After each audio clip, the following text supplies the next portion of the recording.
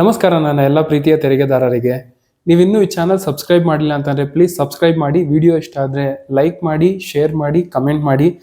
ಹಾಗೆ bell icon press ಮಾಡೋದನ್ನು ಮರಿಬೇಡಿ, ಯಾಕಂದರೆ ನಾನು ಮಾಡೋವಂಥ ಎಲ್ಲ ಹೊಸ ವಿಡಿಯೋಗಳ ನೋಟಿಫಿಕೇಶನ್ ತಕ್ಷಣ ನಿಮಗೆ ಬರುತ್ತೆ.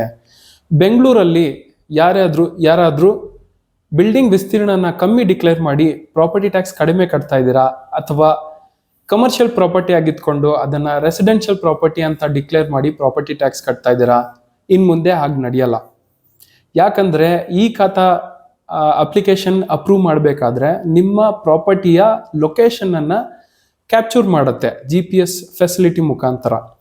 ಅವಾಗ ಏನಾಗುತ್ತೆ, ನಿಮ್ಮ ಬಿಲ್ಡಿಂಗ್ ವಿಸ್ತೀರ್ಣ ಎಷ್ಟಿದೆ, ಎಷ್ಟು ಫ್ಲೋರ್ ಕಟ್ಟಿದ್ದೀರಾ, ಎಲ್ಲ ಮಾಹಿತಿ ಕೂಡ ಡಿಪಾರ್ಟ್ಮೆಂಟಿಗೆ ಸಿಕ್ಬಿಡುತ್ತೆ.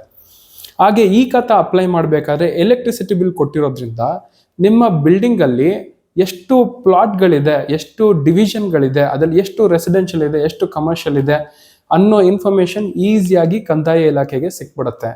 ನೀವೇನಾದ್ರೂ ಕಮರ್ಷಿಯಲ್ ಪ್ರಾಪರ್ಟಿ ಅಂದ್ರೆ ಒಂದು ಬಿಲ್ಡಿಂಗ್ ಕಟ್ಟಿರ್ತೀರಲ್ಲ, ಗ್ರೌಂಡ್ ಫ್ಲೋರ್ ಅಂಗಡಿ ಮಳಿಗೆಗಳಿಗೆ ಬಾಡಿಗೆ ಕೊಟ್ಟು ಮೇಲ್ಗಡೆ ರೆಸಿಡೆನ್ಷಿಯಲ್ ಪ್ರಾಪರ್ಟಿ ಕಟ್ಕೊಂಡಿರ್ತೀರ. ಸೊ ಇನ್ ಕೇಸ್ ಅದನ್ನು ಗ್ರೌಂಡ್ ಫ್ಲೋರ್ ಏನಾದರೂ ರೆಸಿಡೆನ್ಷಿಯಲ್ ಪ್ರಾಪರ್ಟಿ ಅಂತ ಡಿಕ್ಲೇರ್ ಮಾಡಿ ಕಡಿಮೆ ಟ್ಯಾಕ್ಸ್ ಕಟ್ತಾ ಇದ್ರೆ ಇನ್ಮೇಲೆ ಸಿಕ್ಕಾಕೊಳ್ತೀರಾ.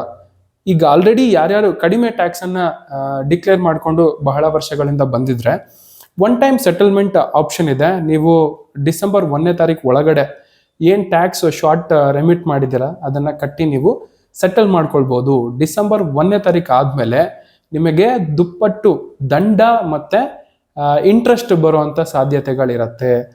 ನಿಮಗೆ ಈ ವಿಷಯದ ಸಂಬಂಧವಾಗಿ ಬೇರೆ ಏನಾದರೂ ಕ್ವೆಶ್ಚನ್ಸ್ ಇತ್ತು ಅಂತಂದ್ರೆ ಕಮೆಂಟ್ ಮಾಡಿ.